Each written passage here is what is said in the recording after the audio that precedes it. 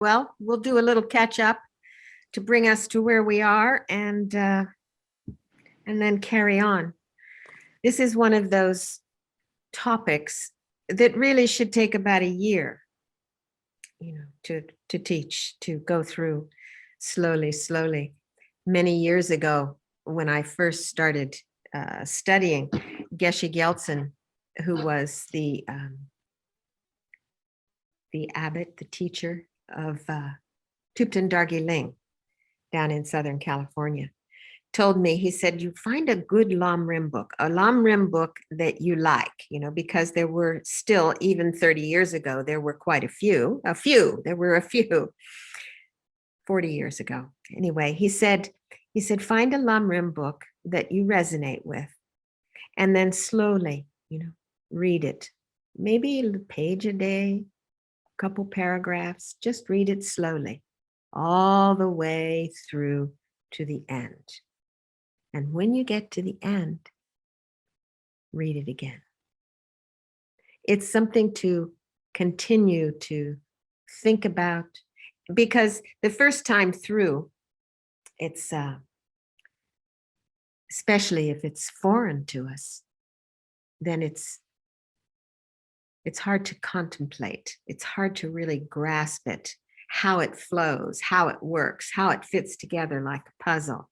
And then the more we study it, the more we realize that, in fact, it really is like that. It really does flow, and one thing supports the next. So it's useful to go through this topic slowly and think about it and analyze it. And if there are parts that you come up against that you go, I don't know if that's my truth. Lama Yeshe used to say, just put it on the shelf. Don't throw it out, but just put it on the shelf. And perhaps, come back to it in 6 months or a year and see how you feel about it at that time. So slowly we go through trying to understand, what is this path to enlightenment? Because it's vast. And one thing builds upon the next. And each time we have a little understanding, I call it a dharma aha. It's good if we rejoice in that and we analyze that, how that's true. Wow, it seems to me it's like that. Buddha didn't say, here's how it is. Now believe in that. He said, here's how it seems to me. Check it out. See if it's true for you. There weren't any top downs. You must believe in this. He encouraged everyone to check them for themselves, to see how it works, to analyze, to put the topics front and center and debate with them. How could it be true? But this is an important way to be able to get to the bottom of it and to be able to actually hold it as your own truth. When you come to it as your truth, when you really do go, aha, I see. And then you might be reading another topic and it somehow you recognize, oh, that supported that one. That's how that works. Okay. And the more you study, the more you think about it, and the more you put it into practice in your life, the more benefit you receive. And the more benefit you receive, the more faith you have.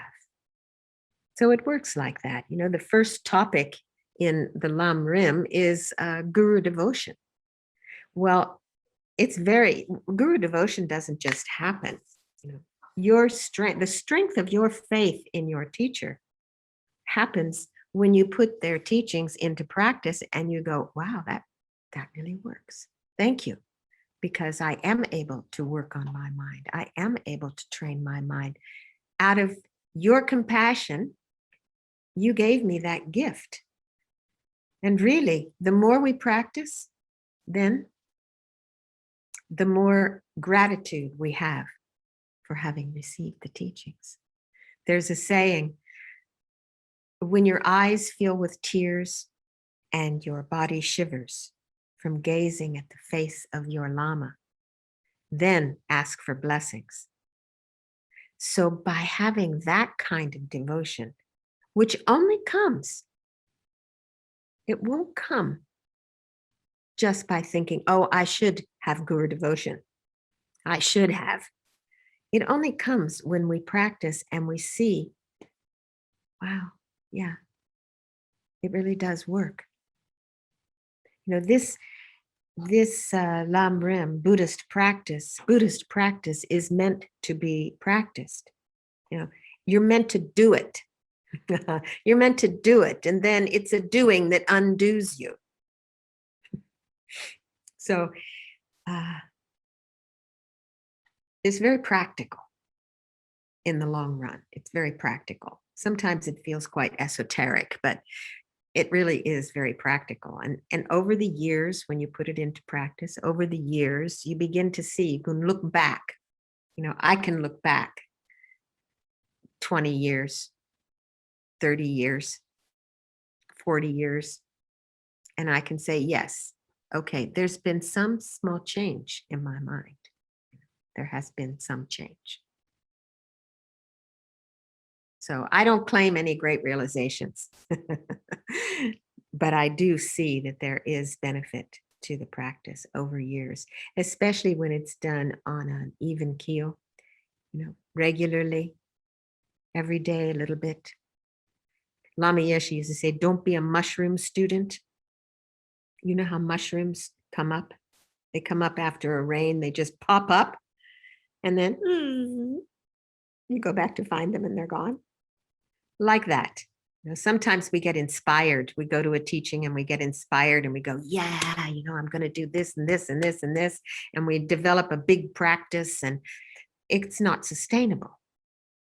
So Lama used to say to develop a practice that is sustainable, something that you can do every day, a little bit every day. And that way you will keep the thread and you will keep it going. So even when you don't feel like it, you know, you can at least turn your mind to it. Lama used to talk about having your practice be a bookend. So you get up in the morning, and when you go to bed at night, you have the thought of the Dharma. So when you get up in the morning, you make a determination to use your day to benefit others as much as possible. So you just make that determination and set your intention like that. So then it makes the whole day worthwhile. And then when you go to bed at night, you think, oh, how did I do? You know, you check up on your day. And if you made some mistakes, you accept, you recognize, you regret, and you make a determination, a resolve not to do those again. And you see yourself. I find that if I see myself doing it differently, actually literally doing it differently, then there's a better chance that I'll do it differently next time.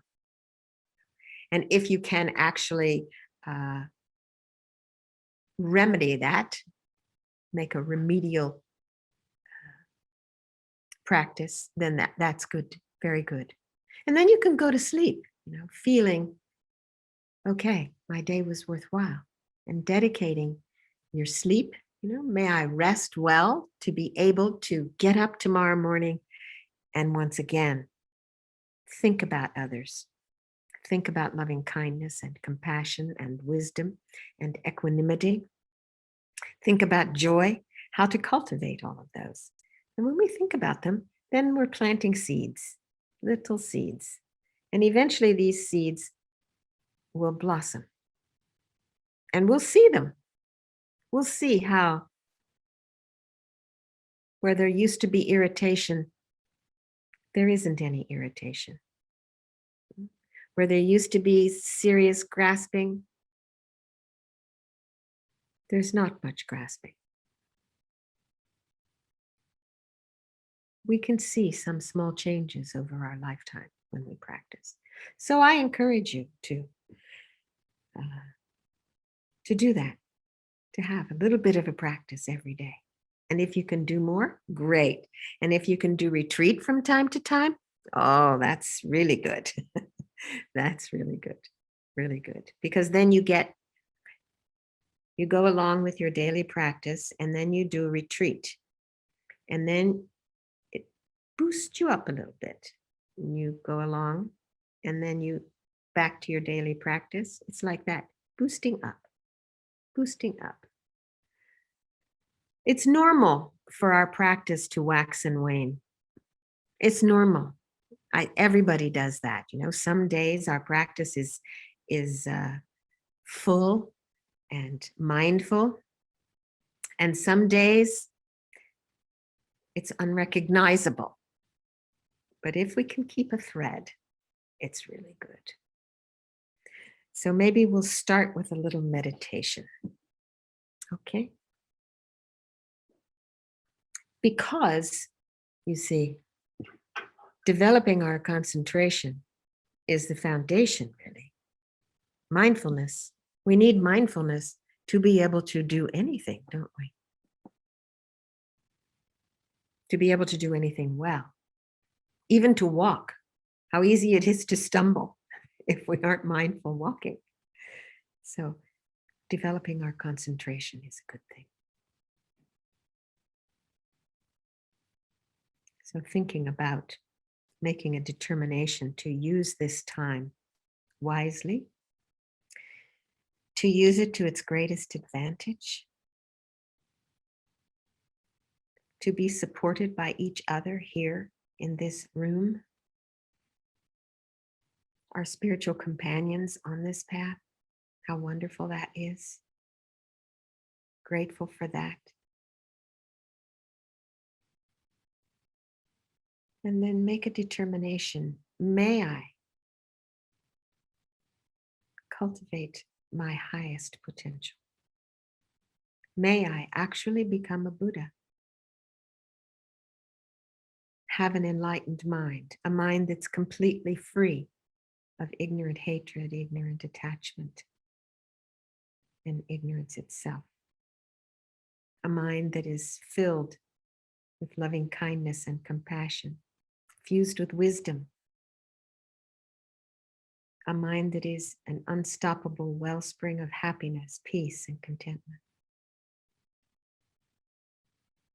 Filled with boundless joy and no limitations to creating beneficial circumstances reflecting that joy.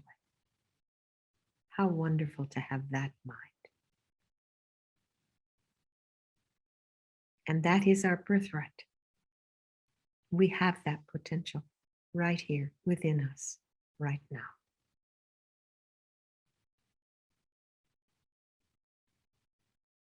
So as we find our meditation posture, allowing our spine to lengthen and straighten,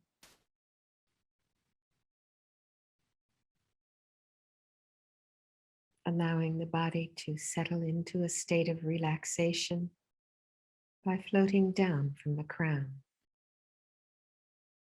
and releasing any tension that we might find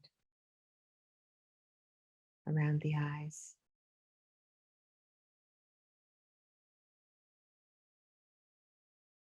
our mouth, jaw. Let our facial muscles soften.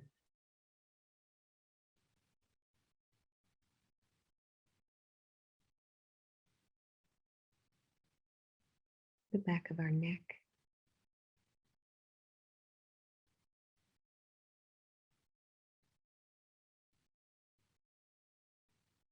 Across the shoulders.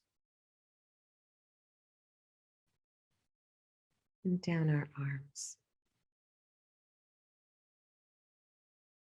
All the way to our fingertips. Feeling our hands resting in our lap.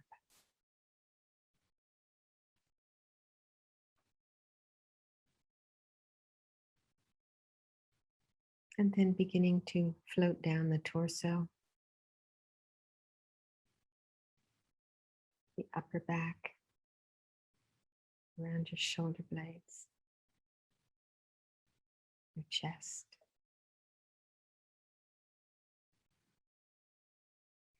the small of your back.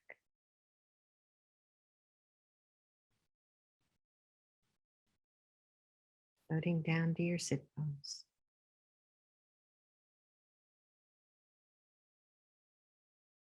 Let your belly be soft.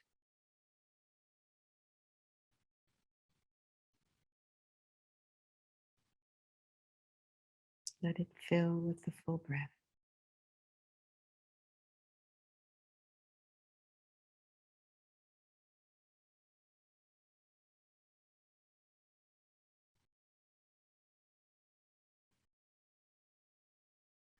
Your glutes are soft. Down your legs.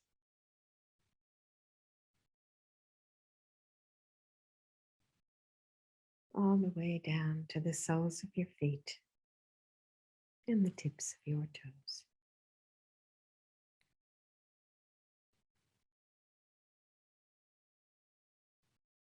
Permission to completely relax. Letting go of the past.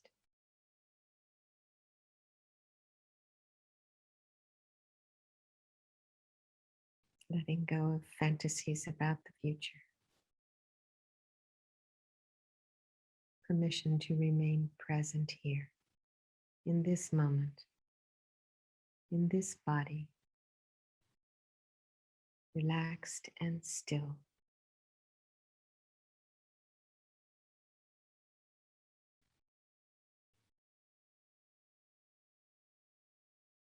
As we feel the body on the cushion, the seat, feel a sense of groundedness, stability.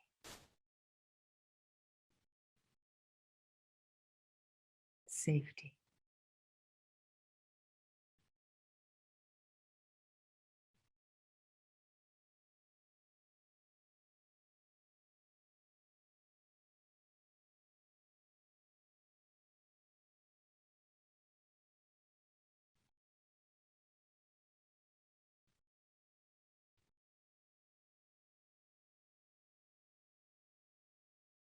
The whole body relaxed.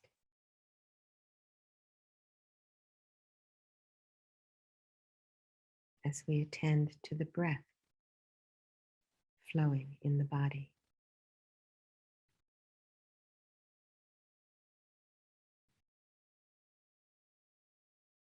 Noticing the rising and falling of the belly.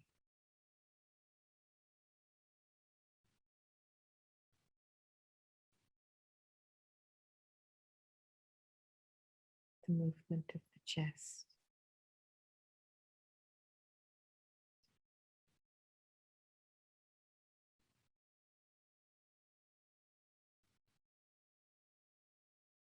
The slight lift of the shoulders.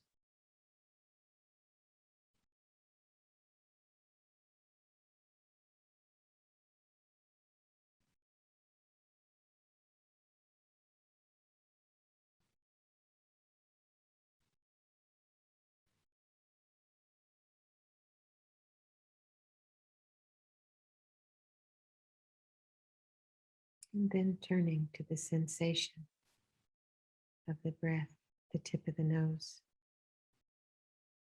wherever it manifests most distinctly for you. If that's available to you.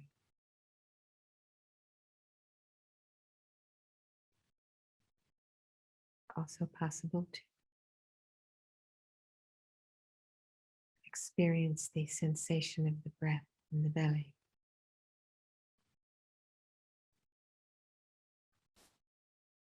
Attending to the rising and falling.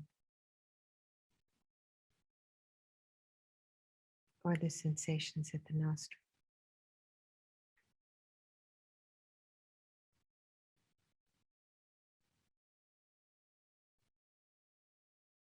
If there is discomfort with the breath as an object,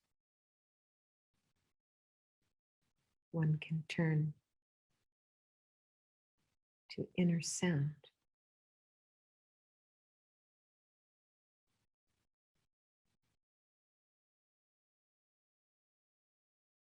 We choose an object and then we remain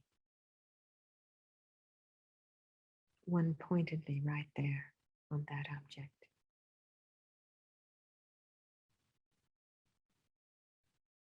Let it be center stage.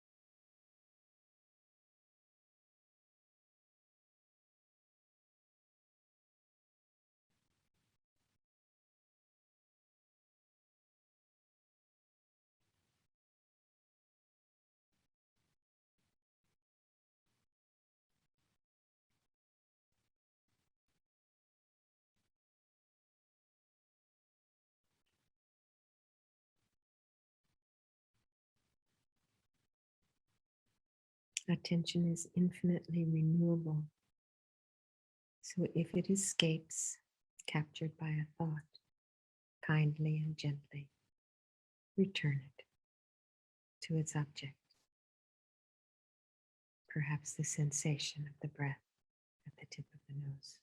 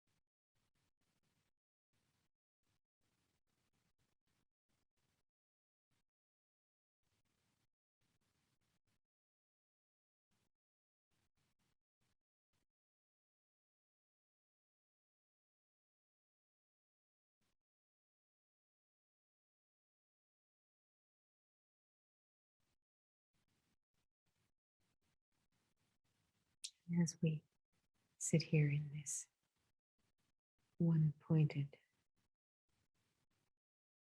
awareness of the breath, we think about all the sentient beings that we long to free.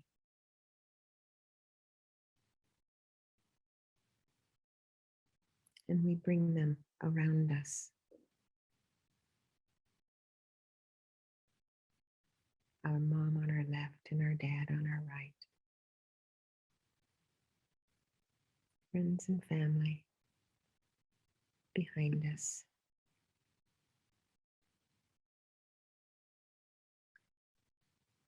The troublemakers in our life in front of us.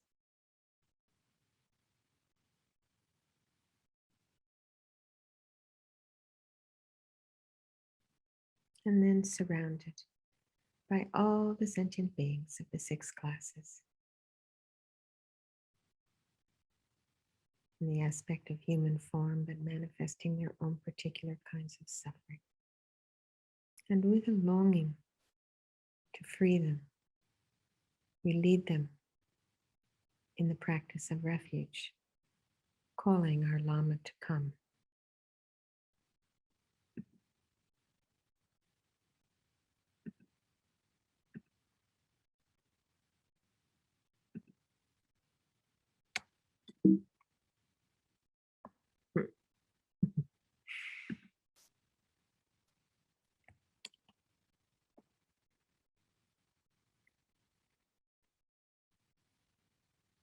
Om, please come, great hero, the teacher of pure creation, destruction, self-arisen, the wisdom of emptiness, and that of. So before us, our Lama appears as Shakyamuni Buddha, holy body made of light, and we take refuge. I go for refuge until enlightenment to the Buddha, Dharma, and Sangha by my virtuous actions of giving and so on. May I become a Buddha to benefit all beings. I go for refuge until enlightenment to the mind of enlightenment, to seeing emptiness directly, and to the Arya beings who have. May I become a Buddha to benefit all beings. I go for refuge until enlightenment, with confidence in the knowledge that the nature of my own mind is wisdom. Its expression is clarity, and its compassion is all pervasive. May I become a Buddha to benefit all beings. May all beings abide in equanimity, free of attachment and aversion. May all beings have happiness and the causes of happiness.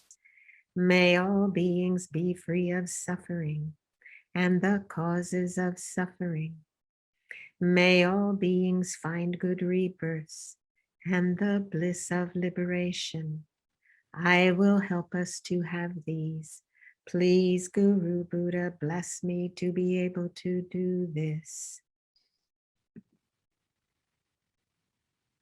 I prostrate with body, speech, and mind.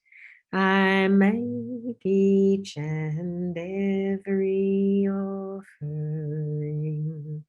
I confess my mistaken karma and rejoice in every virtuous deed. Please, Buddha, stay until samsara ends. Teach Dharma to every sentient being. I dedicate to great enlightenment. Then we offer everything in the universe, and everything we think of that we love, we offer to our Lama. Oh, this ground scented with perfume and covered with flowers, adorned by Mount Meru, 4 worlds, sun and moon, I imagine as a Buddha land, and then offer it. May all beings enjoy this pure land. I send this jeweled mandala to you, my precious Guru. And then we make this request.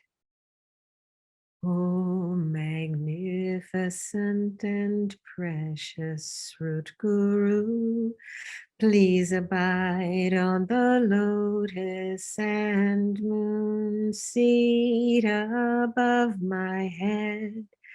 Guide me with your great kindness and grant me realizations of your holy body, speech, and mind.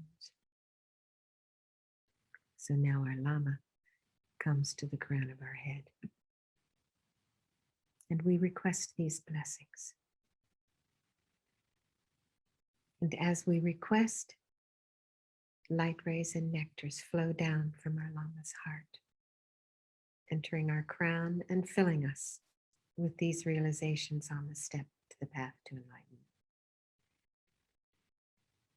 May I be inspired by Guru devotion, uplifted by the preciousness of this human life, shed the fetters of attachment and aversion through a knowledge of impermanence, be protected by refuge, guided by a knowledge of actions and their results, aim for liberation through renunciation. May I be motivated by bodhichitta, opened by giving, disciplined by ethical behavior, strengthened by patience, enthused by joyous effort, stabilized by concentration, and freed by wisdom.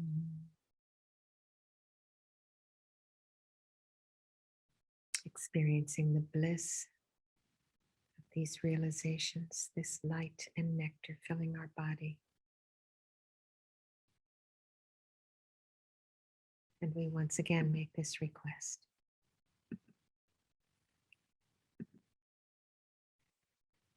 Oh, magnificent and precious root Guru, please abide on the lotus and moon seat at my heart. Guide me with your great kindness and stay with me always until I attain enlightenment.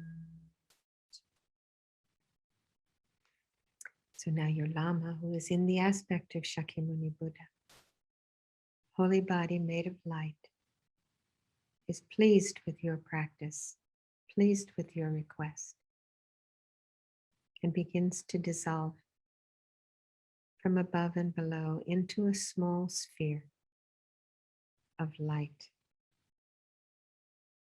And this small sphere of light enters our crown and begins to descend down through our body, coming to rest at the level of our heart.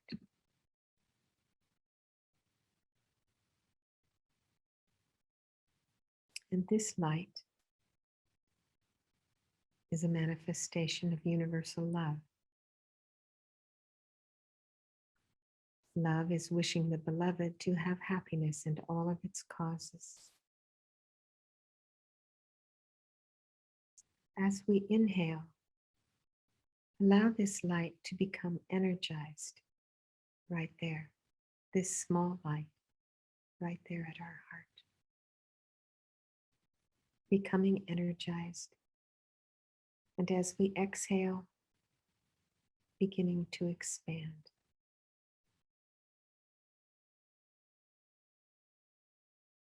Inhaling, think, may I be well and happy.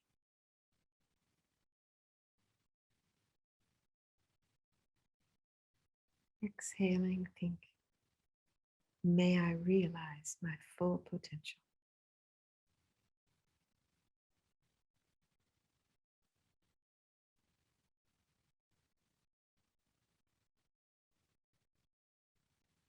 Conjoining this wish with the breath.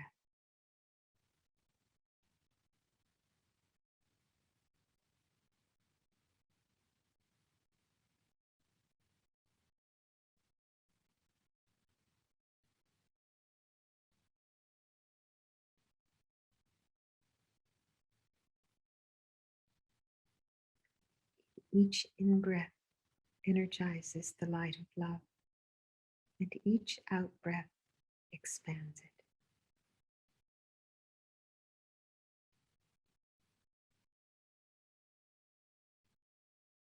Until our whole body is filled with this warm, blissful, loving light.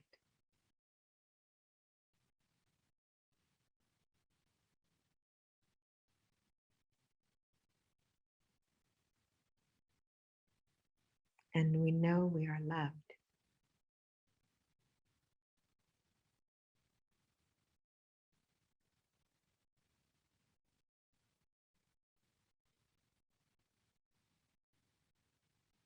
And we know it's our nature to love.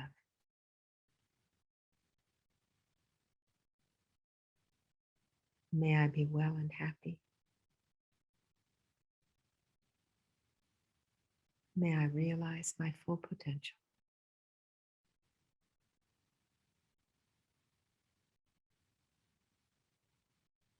And this light becomes uncontainable.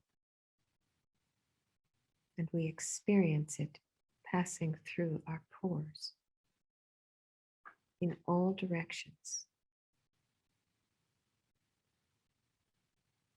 And there is a warm aura of loving light around us.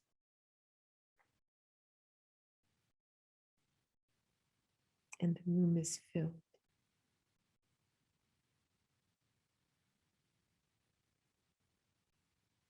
And we turn our attention to those in the room. May you be well and happy. May you realize your full potential.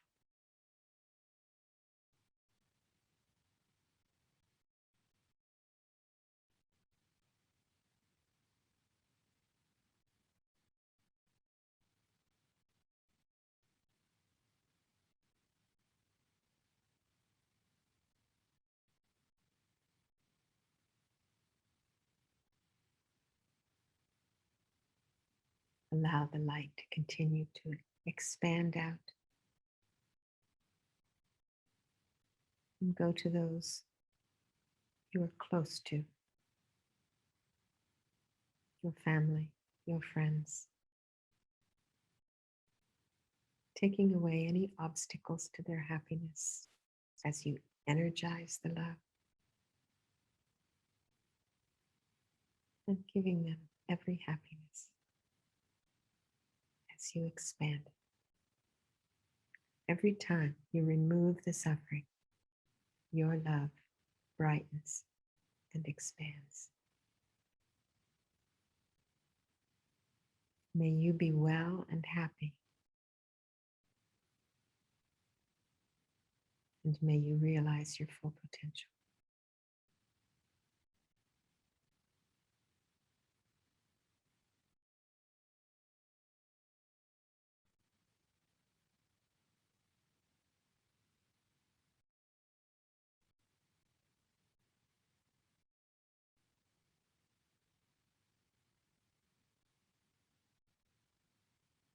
Turning to the troublemakers in your life, those with whom you have disagreements, those who don't share your worldview, recognizing that just like me, they wish to be happy. Just like me, they have joys and sorrows.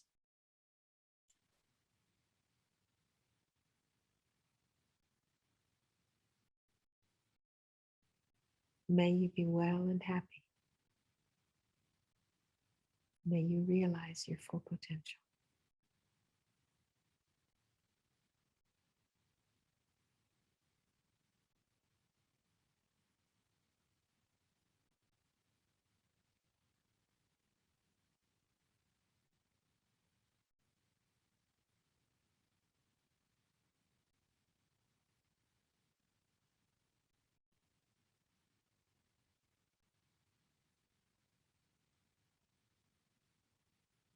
And I see that when I think like that, the irritation that arises by merely hearing their name softens,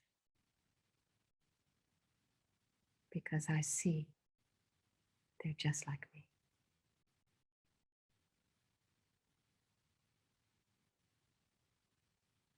May you be well and happy.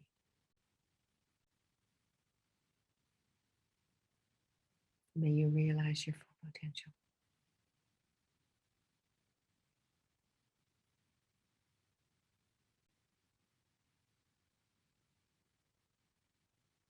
Now, in all directions, Allow this loving light to expand to all sentient beings.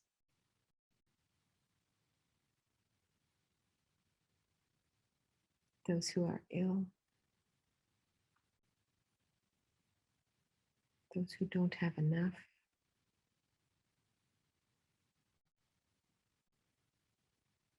those who live in war,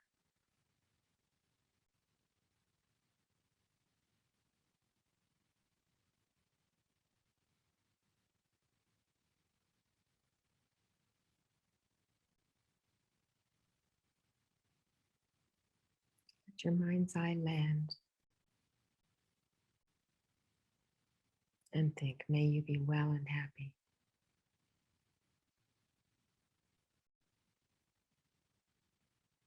May you realize your full potential.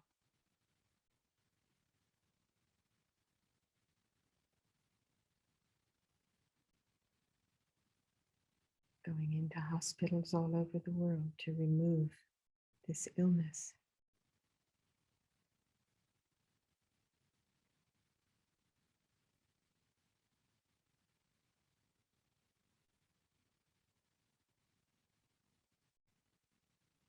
May you be well and happy.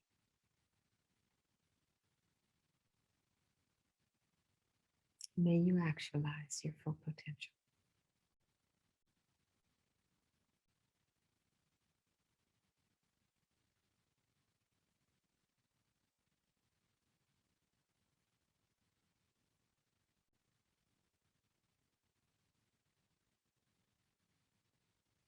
Every time we remove the suffering, our love grows brighter, stronger, wider. Out into the universe it goes.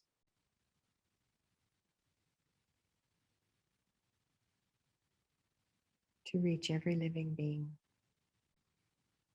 May each and every one be well and happy and actualize their full potential.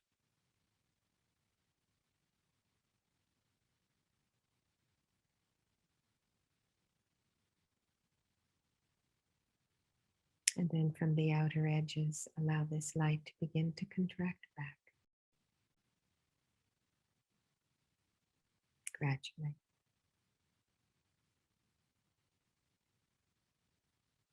And it dissolves everything in its wake.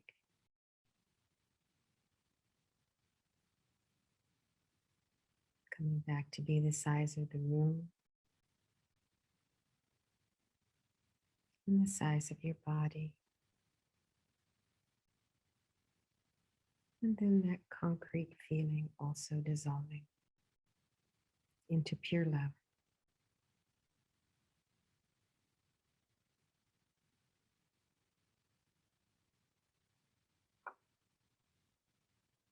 Resting there, just in loving awareness. Non-conceptual.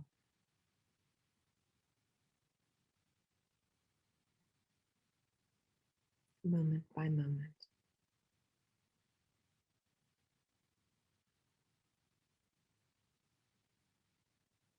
Clear and knowing.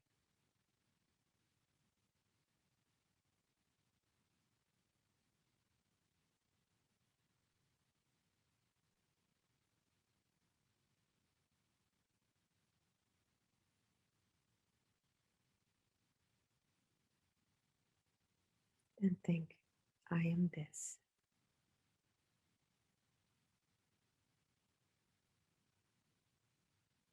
How wonderful.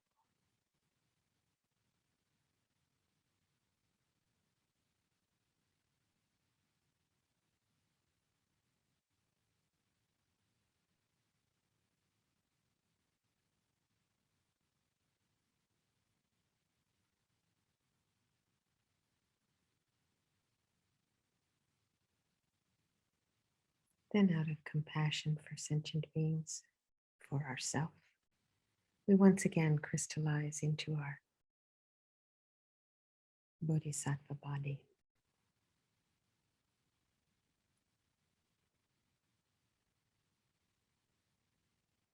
Feeling our hands, feet, coming back into the room.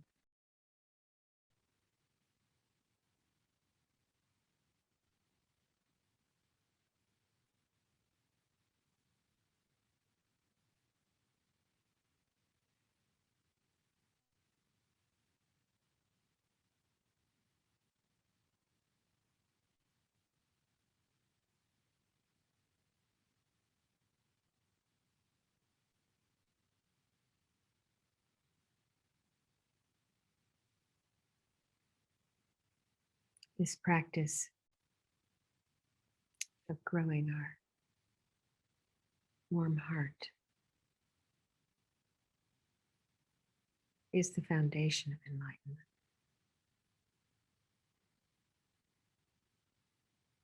And it also coming back to this dissolution into clear light mind gives us a taste of emptiness, of true reality, how reality really exists.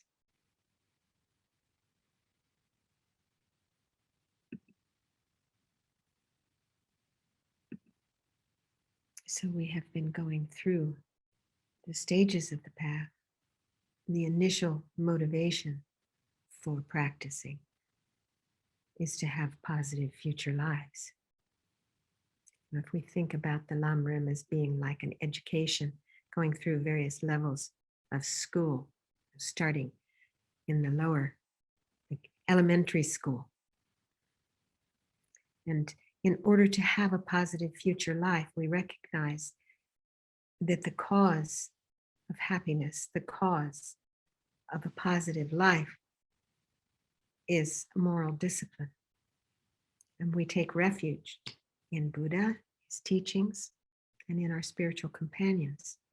And we practice the 10 virtues. We contemplate how precious the life is and the fact that we're going to lose it. And that's what motivates us to practice, to get on our cushion. And as we think about that, wanting positive future lives, be careful, watch your actions. We realize that, maybe positive future lives isn't enough. So we think about what it will happen at the time of death.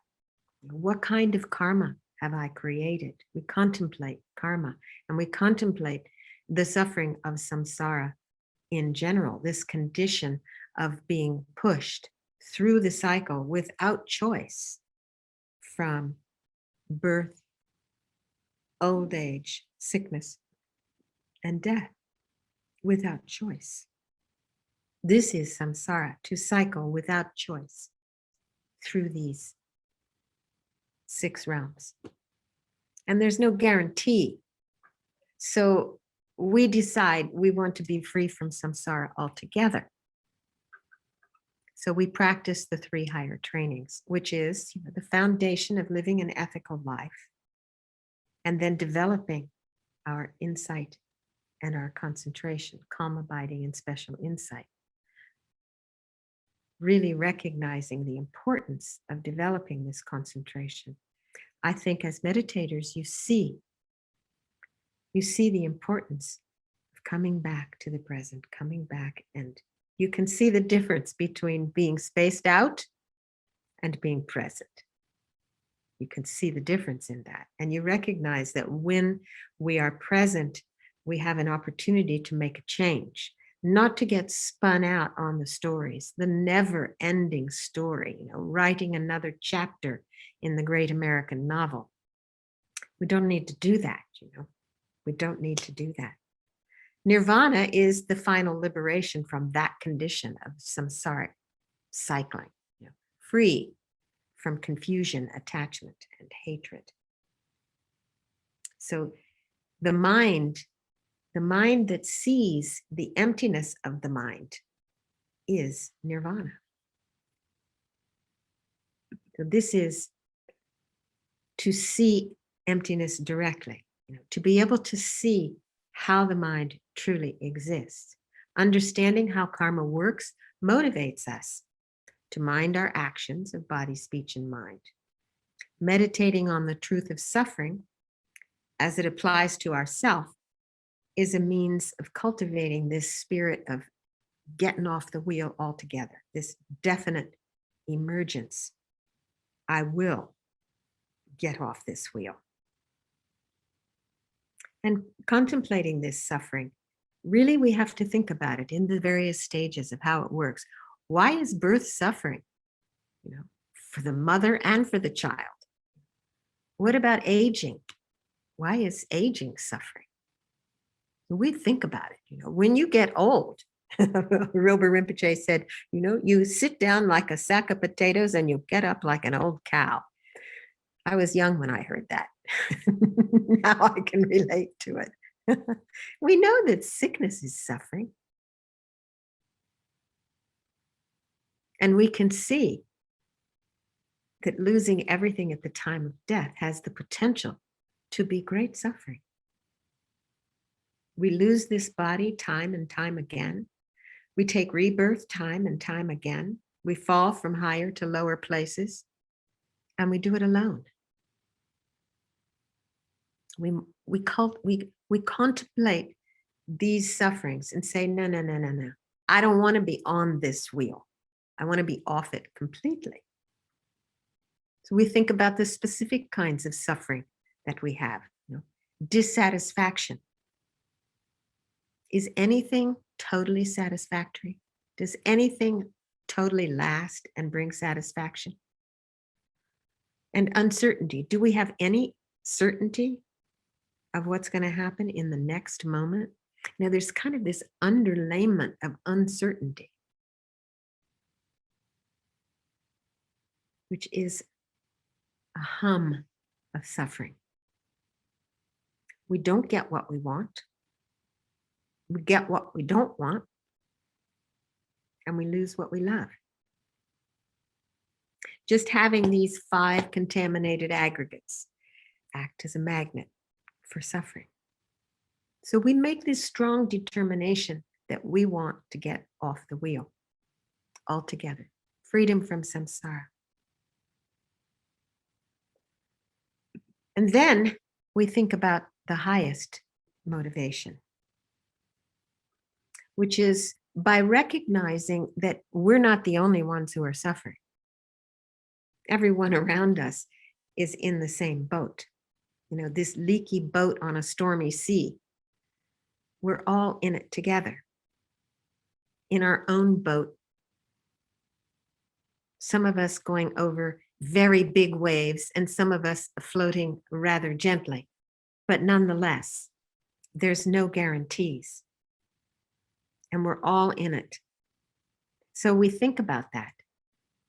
And we think, I can't just go for nirvana, freedom for myself. I can't leave behind all these others. I need to cultivate a mind that wishes to free them all, even the troublemakers in my life, even those who give me a headache. And when I think about bodhicitta, this wish to reach enlightenment for the welfare of all living beings, when I think about that, His Holiness said it's the most selfish thing you can do to cultivate this mind, because it's this mind that brings you happiness.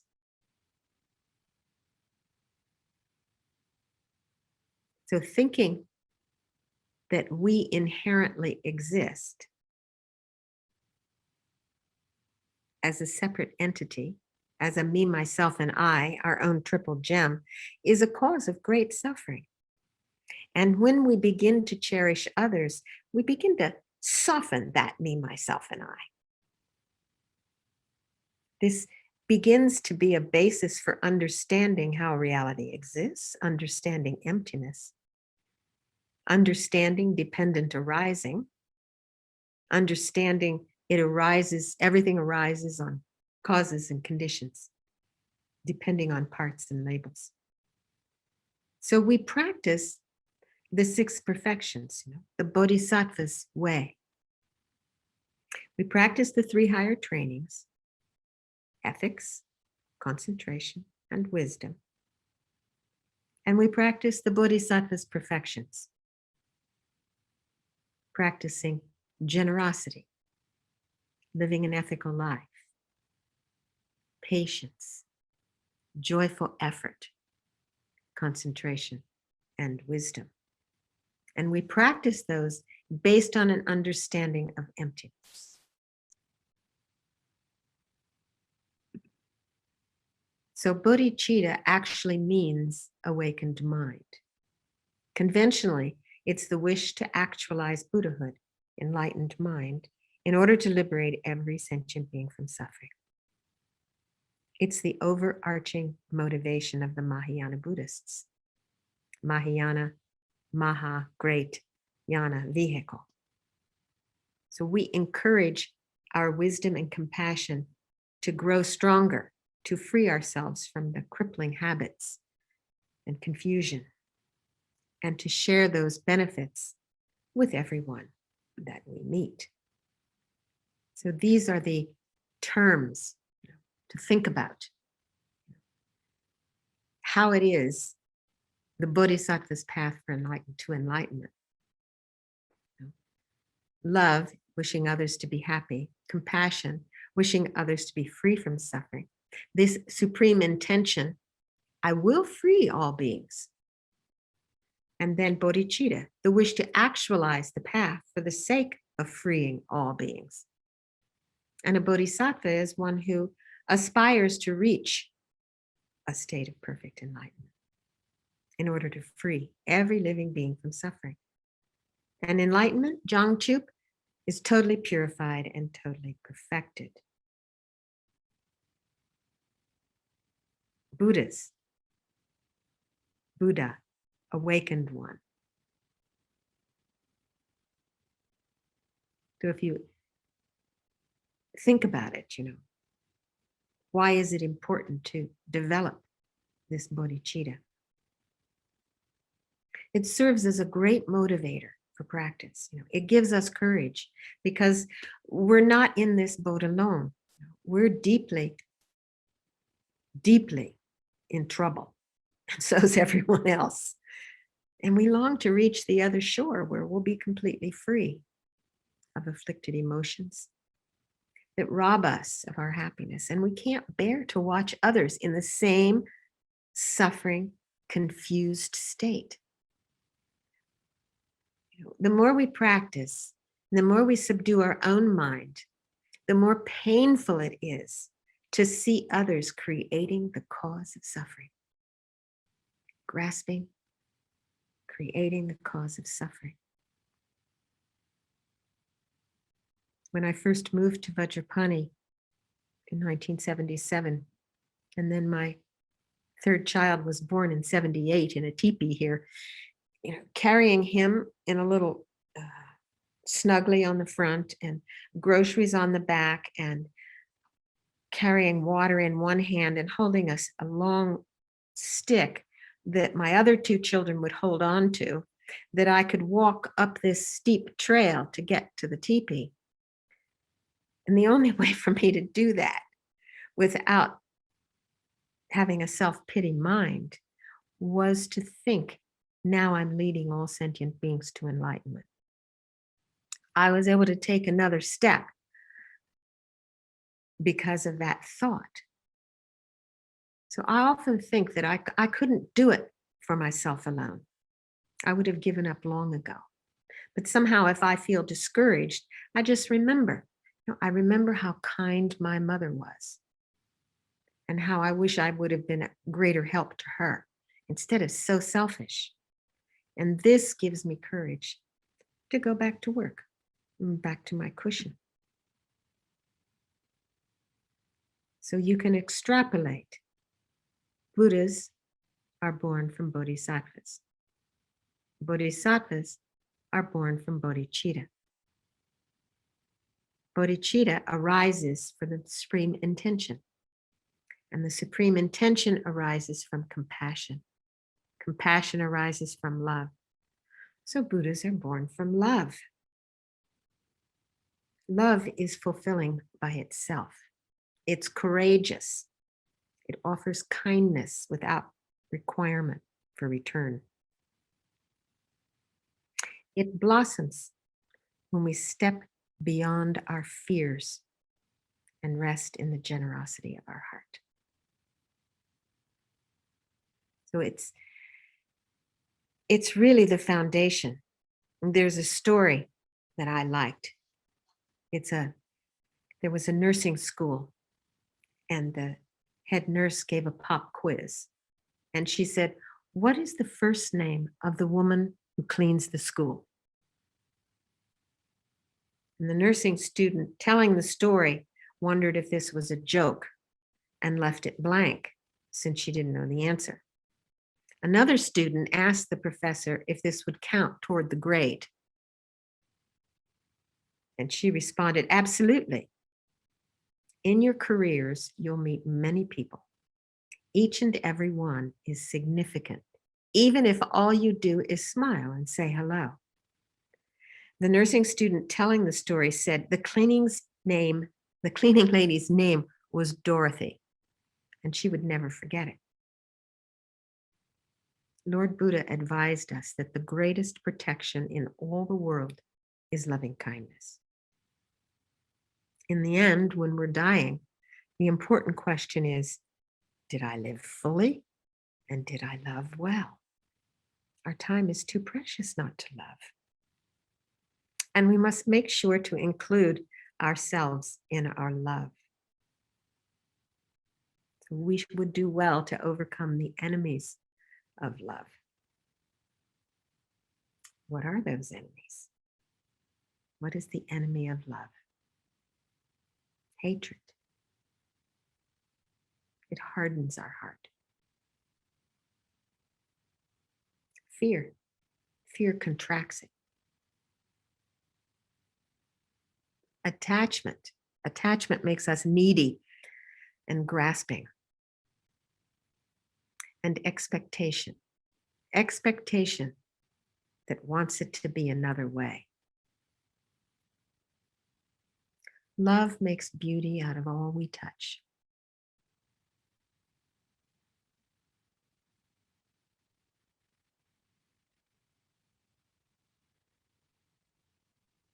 Which is why this meditation on giving love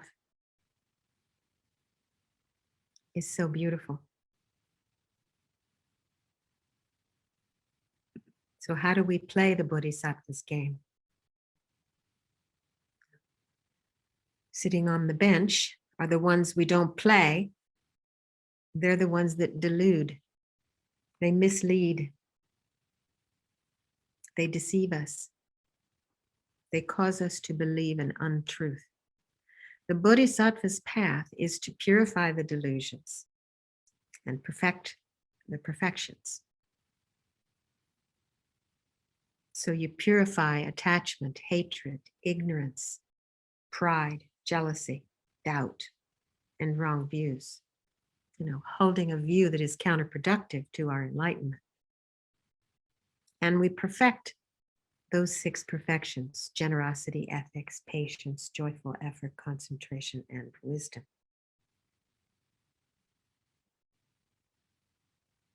Shantideva said, if you can change something, do it.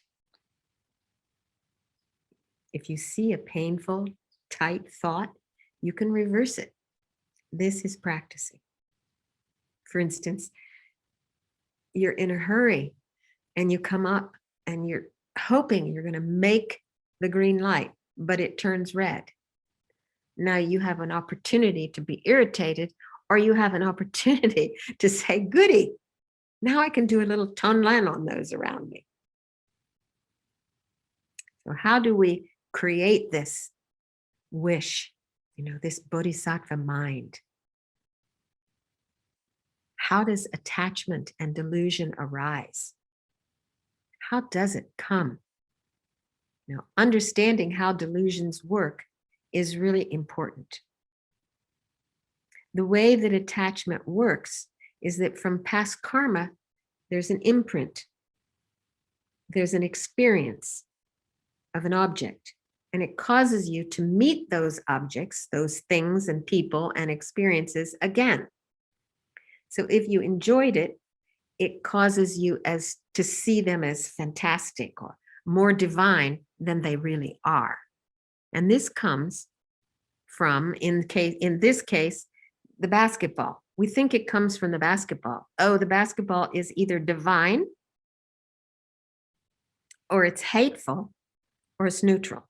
And it all depends on your past imprint of that. What arises in the mind when you see the object is dependent upon that imprint in your mind. So you see the basketball and it goes through that filter.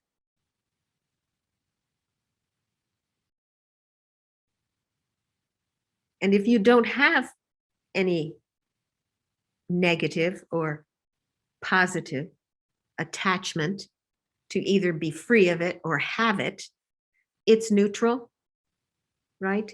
The energy of attachment just isn't there. But the more divine it looks, the more you think, when I get that, I'm going to get satisfaction. And it will relieve the pain of longing. So we get the object. This is our junkie mode. And the more you get, the more you want. But if we had no attachment, we'd have no irritation for not getting what we want. Or no grasping for wanting, wanting, wanting. So anger is the response when attachment is thwarted. There's attachment beneath anger. And you don't know if it's attachment until you don't get it. Until you don't get it. I can tell you a story. Today, this very day, my son is doing some work on the property, and it's his birthday. He's the one that was born in the teepee, 1978. Anyway, he came, and because it was his birthday, his wife had a box of donuts delivered to the door, and he brought them to work. And so I opened the box and looked at it, and I thought, oh, wow. Well, I'll have one later. I was definitely going to have one of those donuts because I thought I would really like one of those donuts. But I didn't take one then. And I went up and prepared lunch. And I served lunch to the workers. And then after lunch, I was doing the dishes. And I thought it came to a time when I was going to have to come down to Vajrapani. And I thought, well, I'll walk down to the house and get a donut before I go. And then I looked at my mind and I said, Elaine, you think there's some happiness in that donut. Look at you. So I let it go. But I was really seeing how many times the idea of the donut came and that there was going to be pleasure in that donut. But then the donut was not lastingly happy. It was going to go. I was going to eat it, and then I was going to feel like, there's some knot in my stomach, or, oh, well, there's another pound or two. So it wouldn't create lasting happiness. So we don't know how much attachment we have until we miss the object, until we don't get it. That's why if we're really trying to practice in our life, the best time to practice is when you don't get what you want.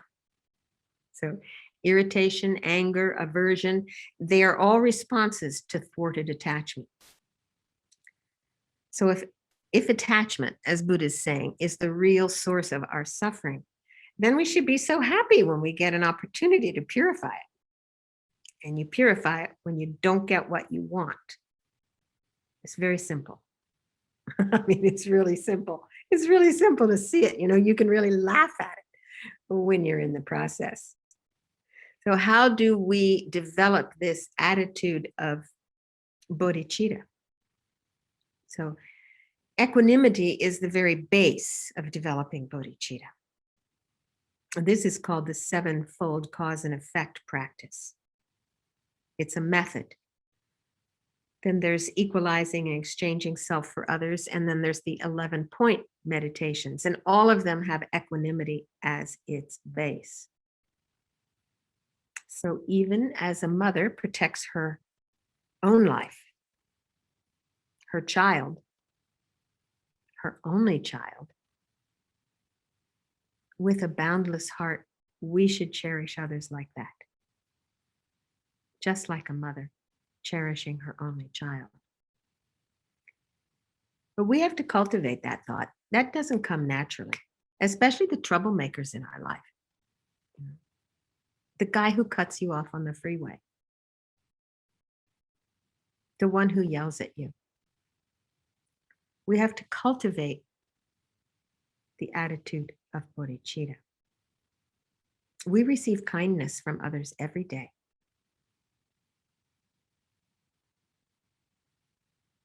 Think about it. Everything we have comes from others. And we think, oh, I'm unique. No, I'm special. I'm distinct.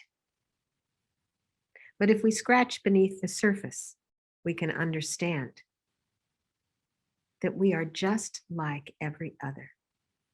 And we can't exist without others. We owe them everything. So we treat them as if they were our mother, our kind mother, or the kind person who raised us. And if you have, some people have difficulty with having the mother be the object because they had difficulty with their mother growing up. So you can find someone else who was really kind to you, who helped you, who fed you and gave you things that you needed.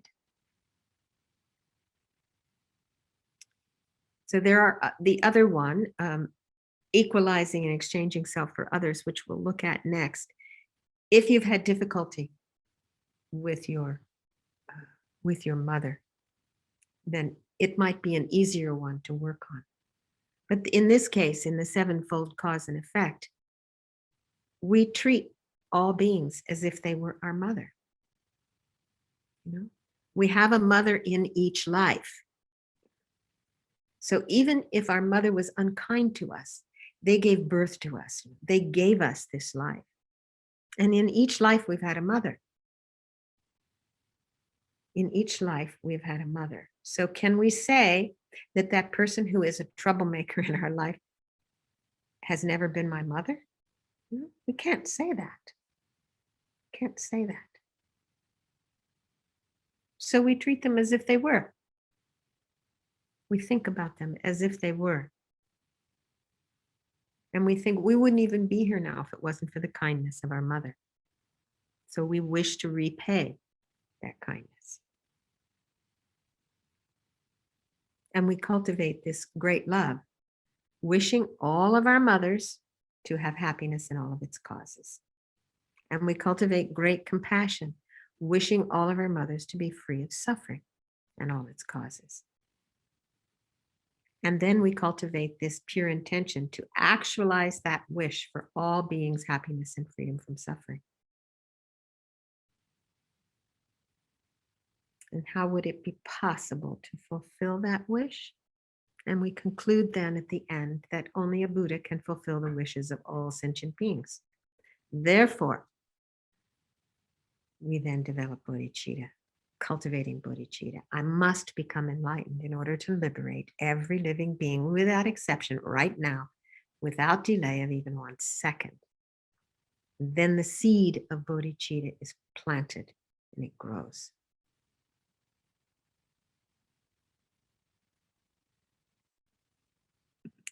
So then the second one of equalizing and exchanging ourselves for others, equalizing me and others. All others are equal to me in their wish for happiness. So just like a mother protects her child, we should cherish all living beings. We think this is the Metta Sutra. Even as a mother protects her life, her child, her only child, so with a boundless heart should one cherish all living beings.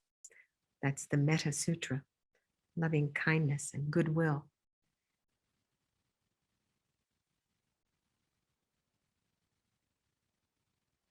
So we think about how others are just like me, longing for happiness and freedom from others, from suffering. So in order to develop equanimity as a base, as a starting base, we think of friends, enemies, and strangers, how we put them in the three categories. There's those we really like, our friends and family, those who are close to us, those are our friends. And then we have our enemies. Those are the ones who have harmed us or someone we love. Friends and family are those who have helped us or someone we love. And then the strangers have neither helped nor harmed us. And if we look realistically, we can see how it is that beings float in and out of these categories. There's nothing solid in those categories. A friend can hurt us and become an enemy, and vice versa. An enemy can help us and become our friend. And strangers flow in and out. So they're rather arbitrary. If we think about our very best friend from grade school, maybe we don't even know where they are now. Maybe we can't even remember their name. So we think of them. So this is really radical thinking, and it involves some understanding of both wisdom and compassion. The main obstacle to our enlightenment is self-cherishing, holding oneself more dear than others. Self-cherishing first grasps onto an inherently existing self, reifying it, and then cherishing it above all others. And here we're trying to reverse that attitude by cherishing others more than ourselves. Why? Why would we want to do that? Because in order to see reality as it is, that there's no inherently existing I, this I that I think is me, it can't be found. So this hastens the whole process of removing the misconception of I. So the real point is to radically shift our emphasis away from our instinctive sense of self, which allows this self to do what it wants all the time. The ring in the nose, following the self, following ego's dictate. The shift is to do what others want, to cherish others, to put them first. Instead of thinking as you're standing in line, oh, there's only 2 pieces of cake left, I hope those people don't take them. Thinking, oh, if I get a piece of cake, I should check and see if there's somebody behind me that wants a piece. Or a donut. So when we do these practices, we need to really be a suitable vessel. So we need to have a strong grounding in self-confidence. We need to have a deep understanding of karma. We need to have a certainty that we can change and a feeling of responsibility and courage to do so. So only a person like that can actually hear the instructions properly. And we need that kind of courage, the kind of courage that a mother has who runs into a burning house to save her child. Completely no thought of herself. So self-loathing and low self-esteem don't have any place here. No, we have to, Lama Yeshe, you say, banish the self-pity mind from this universe. So another way to contemplate why we should cherish others is that 2 is more than 1. So we think about that. I'm just one, and look at all the sentient beings. So we take baby steps as we begin to put others first, letting somebody else in line at the grocery store. We do it not out of attachment or reputation, but out of a deep understanding of the benefits. If I can learn to do this, I uproot ignorance and I'm free. Yay. But we have to be confident. We have to be together. We have to be brave and courageous. a person who takes responsibility, who's not a victim, that kind of person. That's how we have to be. And then putting others first is really profound. So we think about the disadvantages of cherishing myself more than others. And we think about the advantages of cherishing others more than myself. So these two are thinking about the suffering that comes when we're self-centered and how wonderful it feels to give that up and to cherish others. Self-cherishing is holding oneself as more important than others. And as a result, we develop attachment to those we hold dear, those who've helped us or someone we love. We develop aversion to those who have harmed us or someone we love, those we despise, those who don't share our worldview. And we're indifferent to those who have neither helped nor harmed us. So we grow our ignorant hatred, our ignorant desire, and our fundamental ignorance through self-cherishing. And we create harmful actions as a result. So in essence, we remain trapped in this cyclic prison cell because of self-cherishing.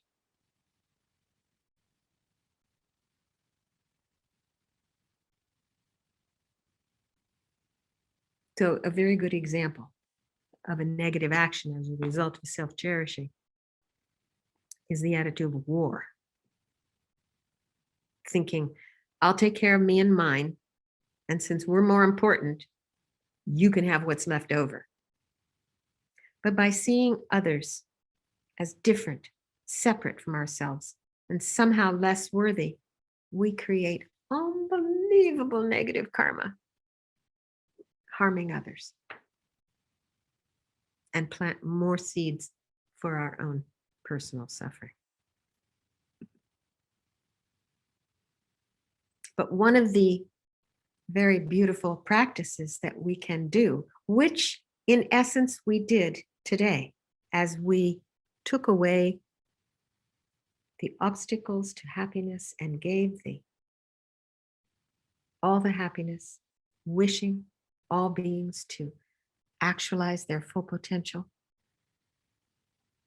This practice can be done anytime, can be done standing in line at the grocery store, can be done in the car when you're at that red light, can be done when the guy cuts you off on the freeway. It's a changing of our own mind. Tong means sending out or letting go, and Len means receiving or accepting. So you can do a simple practice where you breathe in the bad and breathe out the good. And we take on the suffering of other sentient beings and give them happiness. It's so simple. It's really so simple. It doesn't have to be, yes, it can be done on the cushion, but it can be done in many different simple ways. So we can say, oh yes, we want to see them happy. We take away their suffering. We give them every happiness. And when we take away the suffering, we allow it to grow our own love or destroy whatever hardness we have at our heart and turn it into love. I like to think of it as growing the love instead of coagulating any kind of hard suffering at the heart. I think it's more useful for me personally to have this loving heart, this warm, soft feeling at the heart, and then allowing all of the suffering. I can take that because what it's doing is it's growing love. It's not harming anything, not harming me, not harming anybody else, not causing any big explosion. It's just allowing that warm, blissful, loving light to energize and grow. And sending out that light, so sweet. You can get really specific as you do this to go remember an interaction you had with a homeless person, to really wish them well, bring them here. Someone you know is ill, who's having surgery, someone who's dying, to really take that. And you can do Tonlan on yourself, bringing in all the love of the world into your own body when you are ill, when you are depressed or anxious or fearful. Bring in all the wisdom energy. This Lama used to call it nuclear wisdom energy. Bring it in and let it dissolve whatever problem you have. Let it shrink the tumors. Let it completely clean the body. The mind is very powerful. It's very powerful. So the more open and compassion we have, the more goodness there is to breathe out. The more you breathe in, the more goodness there is to breathe out. So it's a very, very beautiful practice to do. And you can do it in real life whenever you meet a situation that awakens your compassion or that's painful or difficult for you. You can stop for a moment and breathe in and breathe out a sense of relief. It's a very simple and direct process. So I highly recommend it. It awakens our compassion and introduces us to a far bigger view of reality. You notice, when you expand your loving kindness and compassion out to the end of the universe, completely embracing every single living being, it takes your mind all the way out. And then when you bring it back in, you begin to realize emptiness, because what you see is there is no periphery and there is no center. There is merely clear, pure knowing. And that knowing, we are growing our love on that knowing. It's so beautiful. It really is. And you think, I can do this. I can do this. So this Tonlan can work infinitely. And gradually, over time, our compassion naturally expands. And so does our realization that things are not as solid as we think. So gradually, do it gradually at your own pace. And maybe you'll be surprised, because you'll find yourself more and more able to be there for others, even in what used to be maybe feel like an impossible situation. So then there is this 11-point meditation. So this is where we begin with equanimity. So we've developed this habit of cherishing others, putting their needs first, like a mother who always sees that her child has a full plate before serving herself, always giving the biggest piece to her child. Our hearts begin to soften and open, and there's a great happiness that comes from that. It's like holding a hard lump of clay. If you've ever done that, hold it for a while with warm hands, gently squeezing and massaging it, and it becomes soft and pliable. And it's with that soft clay that a beautiful pot can be made. And in that way, a beautiful heart grows. So when you take on this 11-point meditation practice, you're actually combining both of them together. And it's very beautiful to do. It can also be done. And you always, at the end of it, really think, now the bodhichitta, I've planted it and it's growing. How wonderful, rejoicing in that. Now you conclude, now I'm rejoicing that I'm getting closer and closer to being able to bring all beings to the state of enlightenment. Oh, fantastic. So what is our spiritual trajectory? We take a realistic look at our life. We recognize our good fortune. We understand its changeable nature, its impermanence, and we seek fortunate future rebirths.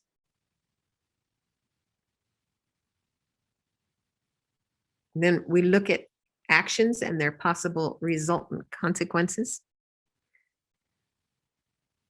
and we seek liberation.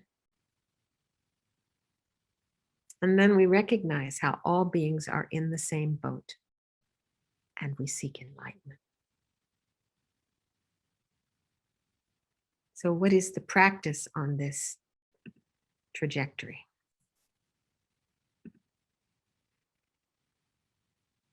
We recognize the momentary continuity of consciousness. We recognize that. We see that. As we meditate, we see that. We understand its changeable nature. We develop concentration and mindfulness as we practice meditation. We grow the positive. Remember Jiminy Cricket? Accentuate the positive by developing wisdom and bodhichitta. And we eliminate the negative by minding our karma and transforming delusions. We recognize the fundamental mind of clear light. And through familiarity, getting glimpses, then we merge indistinguishably with it. There's a total integration, a total unity, enlightenment. And then we come back by choice to benefit sentient beings. Yeah, hooray. Now I want to do a little meditation.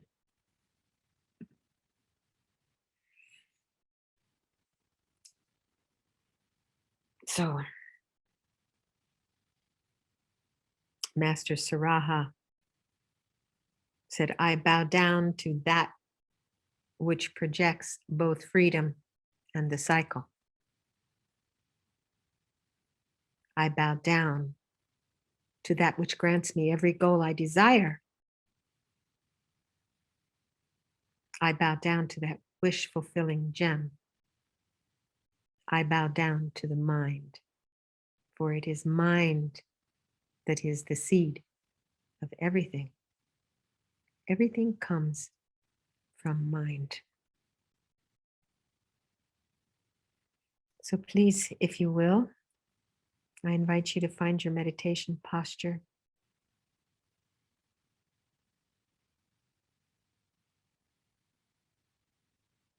Surround yourself by all sentient beings whom you hope to lead to freedom, and lead them in this meditation. And then just very briefly, we'll do a breath meditation. So turning to the sensation of the breath in this relaxed and still body, to settle the mind into present moment by moment awareness of the flow, the sensation at the tip of the nose.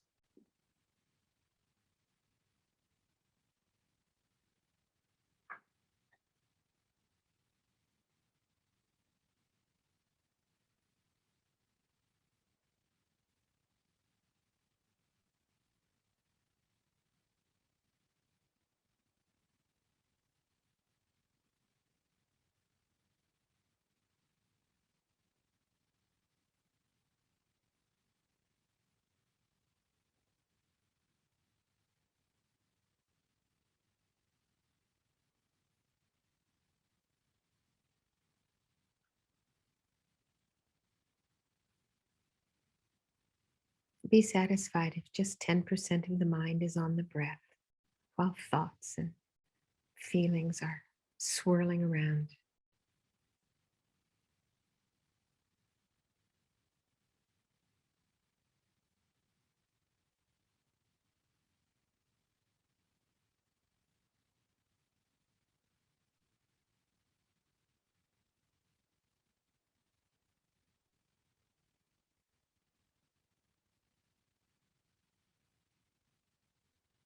Now imagine, if you will, a clear mountain stream flowing along peacefully.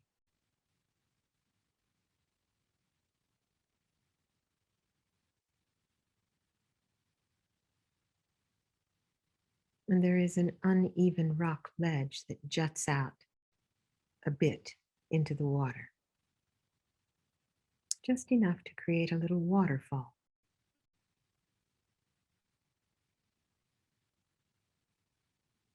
And some of this water is pushed toward the edge, giving rise to a small eddy, an indentation of the bank, with the water swirling. The eddy circles around and around, remaining fixed in its position.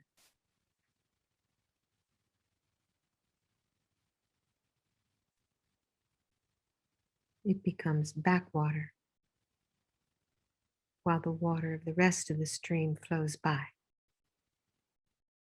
That eddy circling round and round.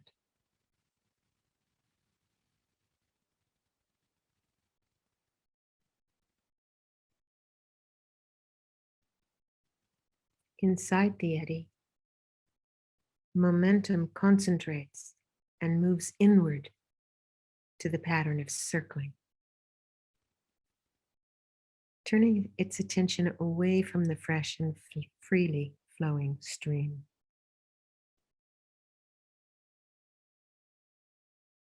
The eddy is defined by the circular pattern.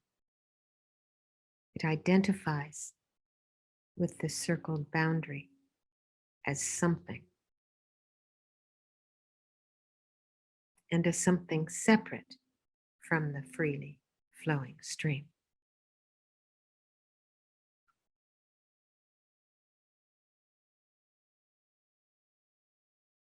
Imagine how the eddy checks its circular motion well and often, monitoring it carefully so as to circle well, to remain in the comfort of the familiar.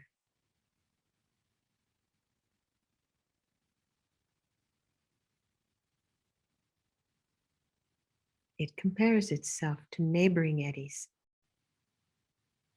judging and evaluating.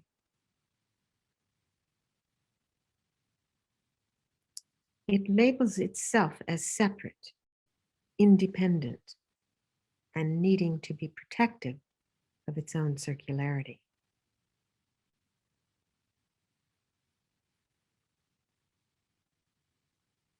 It comes to cherish its own swirling, the dynamic that creates its tiny universe.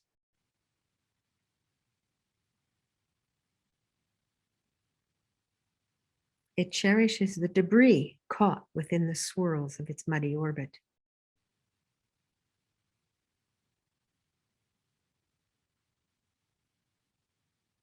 Its view becomes myopic.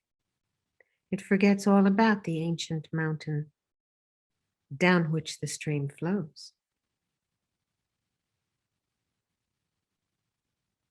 It forgets the centuries of melting snows and summer rains that create the stream, the mass of tree roots and the rutted animal paths that determine the course of the stream as it flows down. It forgets all the immeasurable causes and conditions that give rise to its appearance. Not looking, ignoring, the eddy assumes itself according to its ignorance.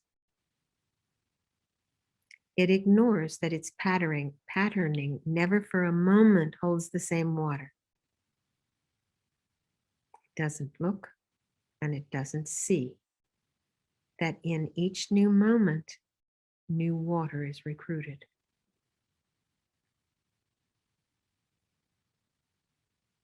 Holding itself as eddy only, an isolated phenomenon, It remains ignorant of the fact that nothing exists independently of the conditions giving rise to it, that all of life leads to each arising. Unaware, not looking, it ignores its fragile impermanence. A small rabbit, a fox, could cross upstream at any moment, dislodging a waterlogged twig, changing the course of the stream.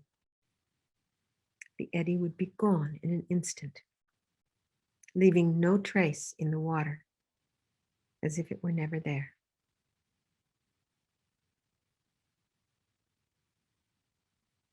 Unaware, not looking, the eddy clings to the circled fabrication. It ignores its essential nature, never realizing that its separation from the living water is only imagined.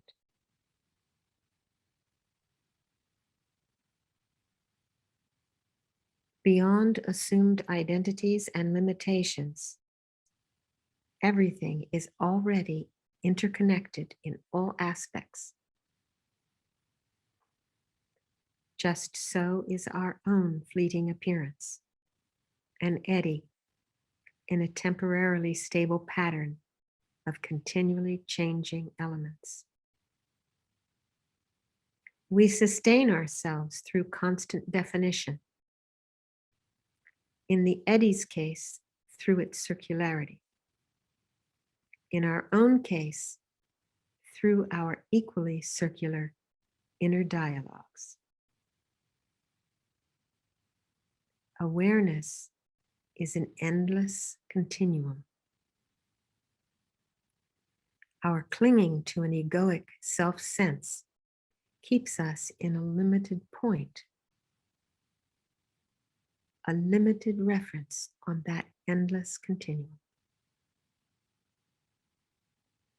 After releasing our attachment to who we have believed ourselves to be,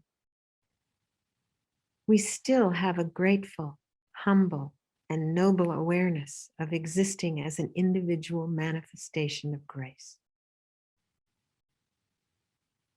This sense of our individual manifestation remains necessary not just to survive, but to be an offering to others, an agency of kindness and compassion.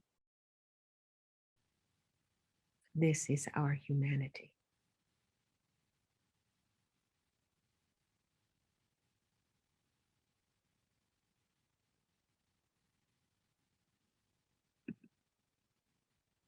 And then there's samsara. This is our eddy, living at the mercy of ignorance.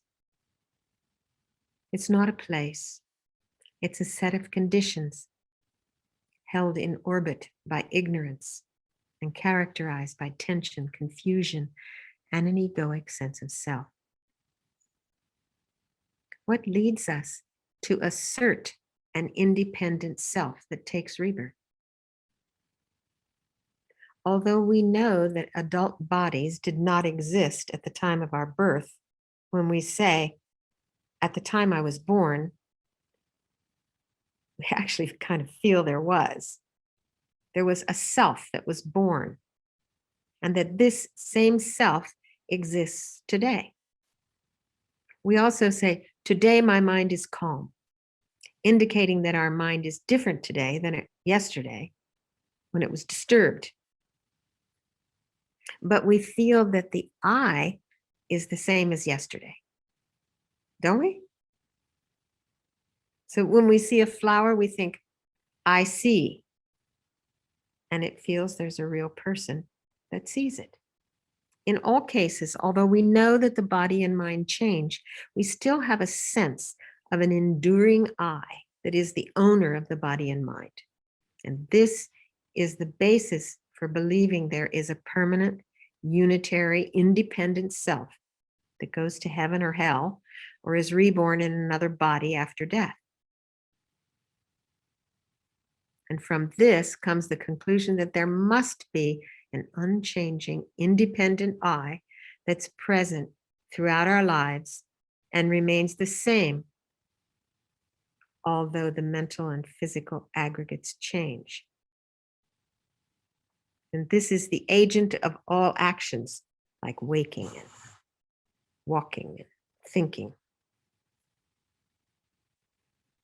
While both Buddhists and non-Buddhists accept the existence of the self, our ideas of what the self is differ radically.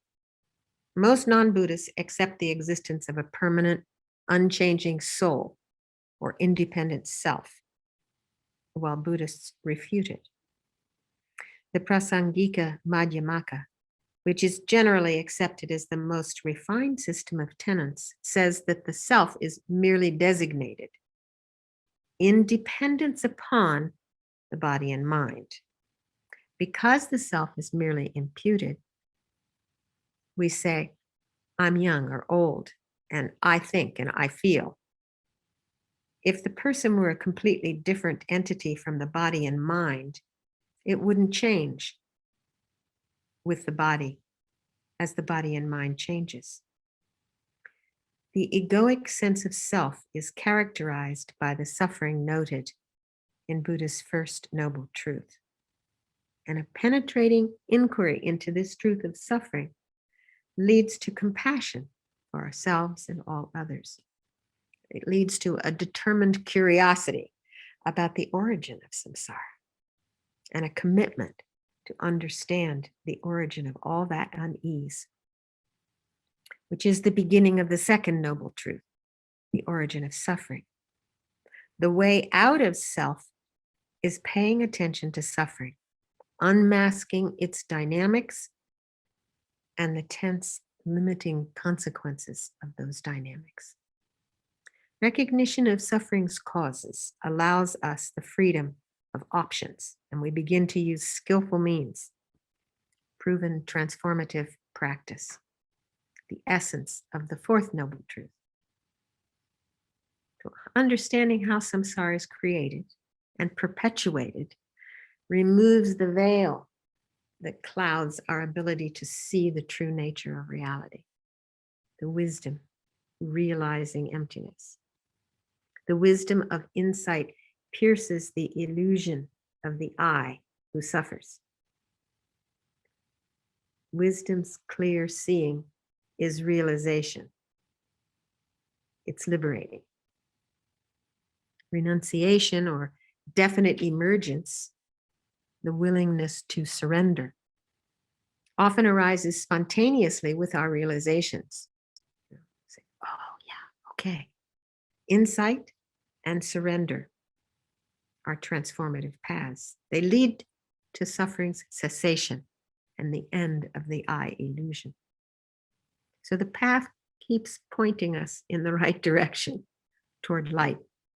As we proceed on our path, we see that awakened awareness or peace is really with us every step of the way. And we come to know that our essential nature is not other than awakened awareness. The peace that we experience in the pausing and the insight that arises, resting in the gaps, leads us to the realization of the truth of the cessation of suffering. The peace is awakened mind, a taste of freedom.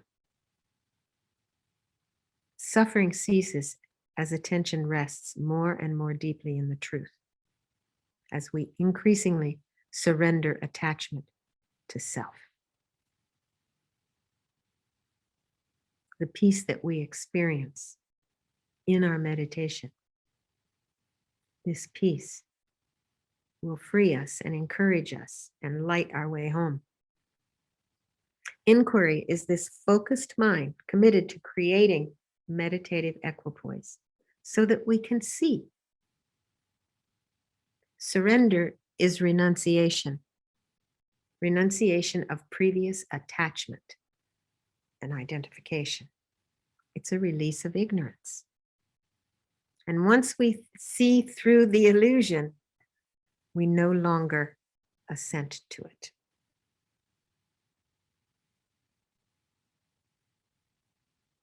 So Buddha taught the 12 links of dependent origination, how it is that we create this cycle, how it is from ignorance we create this cycle. From ignorance, we engage in actions that plant seeds on the mental continuum, that ripen in name and form. The 6 sense doors develop. They come into contact. A feeling arises, positive, negative, or neutral, depending on our karmic propensities. Craving more that we like, less that we don't like. We grow the craving into grasping. And growing grasping, it turns into becoming. I will become the one that gets the donut. I will become the one who takes another birth. You know, the grasping, the becoming takes another birth, and we go through then aging, sickness, and death. So that's a really profound teaching. Sometime maybe we do that, but we have now come without getting to the end. I mean, yes, there's more, but you know, really it's true that we have this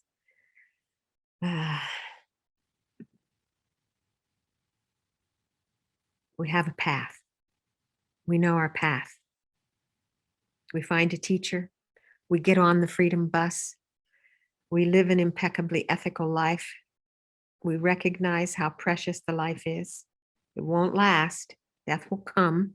We don't know when. We know our actions make our world. We recognize the suffering of samsara and determine, I'm getting out of here. Definite emergence or renunciation. We enter the path of accumulation, accumulating virtue, accumulating merit. And then we intellectually understand emptiness and we enter the path of preparation. More and more and more growing our understanding of how reality really exists. Then we enter the path of seeing. We habituate the mind in reality's true nature, entering the path of habituation. Through that, there is a unification, a path of no more learning. We unify. There's no more self here and emptiness there. There's unification. And it comes with practice. So enlightenment doesn't have an on and off switch. It grows like a seed.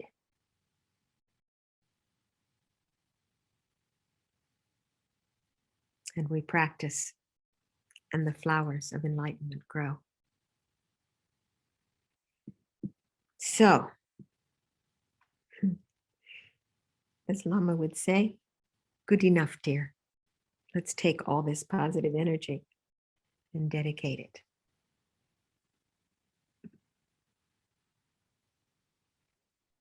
By merit of this virtue, may I become Buddha and lead all beings everyone into that enlightened state. May the precious Bodhi mind not yet born arise and grow, and may that born not decline, but increase more and more. May all beings everywhere, plagued by sufferings of body and mind, find an ocean of happiness and joy by virtue of my merit. May no living creature suffer, commit evil, or ever fall ill. May no one be afraid or belittled with a mind weighed down by depression. May the blind see forms, the deaf hear sounds. May those whose bodies are worn with toil be restored on finding repose.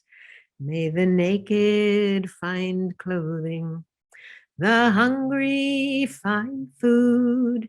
May the thirsty find water and delicious drinks.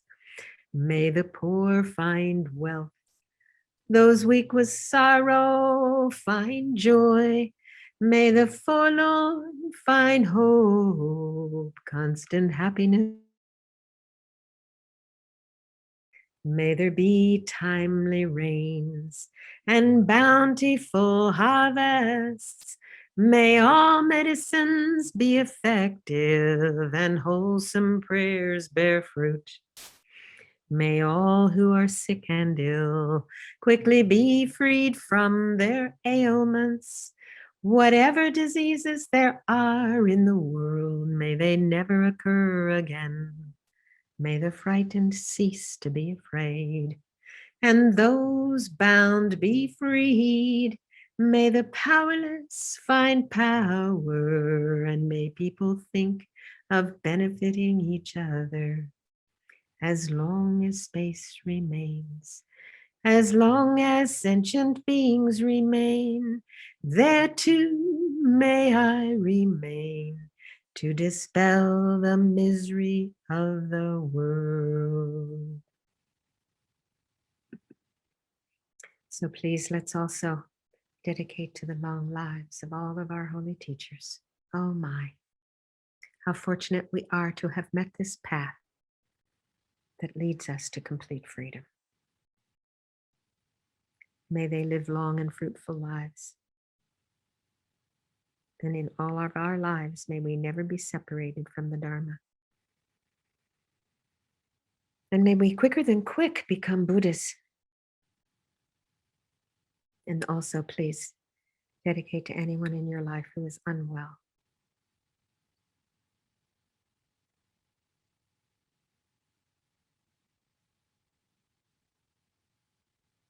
To all those on our prayer lists, those who have passed away, may they have fortunate rebirths.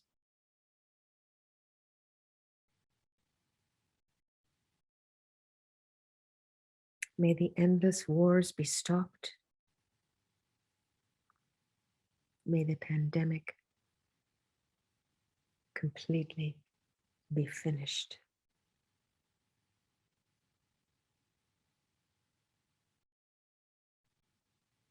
May we be well and happy and actualize our full potential.